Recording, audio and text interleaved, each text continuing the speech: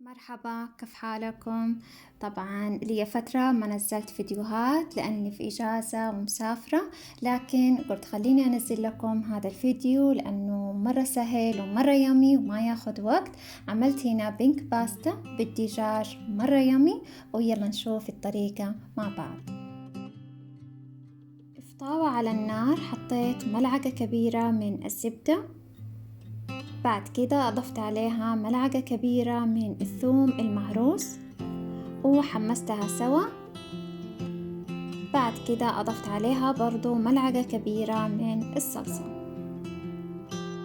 بعد كده أضفت عليها البهارات، والبهارات اللي استخدمتها نص ملعقة من البابريكا ونص ملعقة من الملح، وأضفت عليها أوراق الأوريغانو عشان تديني نكهة إيطالية مرة لذيذة، وأضفت عليها بهارات الكيجن. قلبت المكونات سوا وما أوصف لكم ريحة البهارات مرة مشهية. بعد كده أضفت عليها الموية الحارة، وأضفت عليها المكرونة. طبعا تقدروا تستخدموا أي نوع مكرونة، بس أهم شيء إنها تكون مخططة عشان تمسك فيها الكريمة والنكهة تمسك فيها أكتر من المكرونة الغير مخططة. وعبال ما تستوي معانا المكرونة، في طاوة على النار حطيت نص ملعقة من الزبدة، وأضفت عليها ملعقة كبيرة من زيت الزيتون. بعد كده حطيت عليها شرايح فيليه صدور دجاج متبلة بملح وفلفل أسود وكمون، ومغسلتها من قبل بموية وخل وليمون. بعد كده أضفت عليها برضو نص ملعقة زبدة، حاولت انها تتوزع، وبعدين اضفت عليها اوراق الريحان المجفف عشان تديني نكهة ايطالية مرة لذيذة مع الدجاج. ولما استوت قلبتها على الجهة الثانية، وهنا بحاول احمسها من جميع الجوانب عشان تتقمر معايا وتصير كلها لون واحد.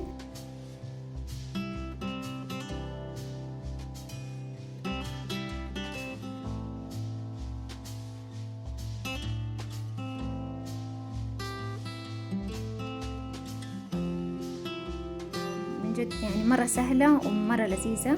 وخلاص دحين خرجتها، استوت معايا، شايفين كيف لونها؟ بجد مرة يمي. وهنا المكرونة بدأت تستوي معايا، أضفت عليها كريمة الطبخ،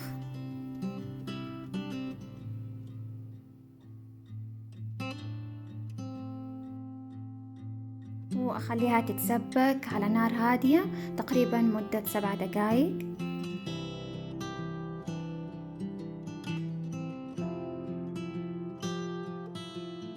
وهنا قطعت الدجاج إلى شرايح عشان أحطها فوق المكرونة. طبعا وصفة الدجاج ممكن تستخدموها في التورتيلا، في أي حاجة، يعني مو شرط مع المكرونة، يعني ممكن تحطوها حتى وبجنبها كده سلطة، وصارت وجبة خفيفة وصحية وبروتين. وآخر شيء رشيت عليها من جبن البارميزان.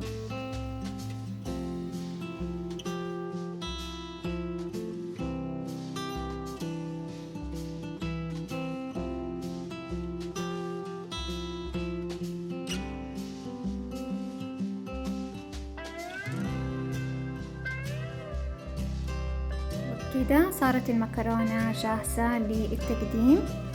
طيت المكرونة ورشيت عليها من جبن البارميزان، وبعد كده أضفت عليها شرايح صدور الدجاج المقطعة، وأضفت عليها توست محمص بالثوم والزبدة، ودلعتها بورقة كزبرة. واستمتعوا بألذ وأطيب بينك باستا مرة لذيذة وطعمها مرة يامي.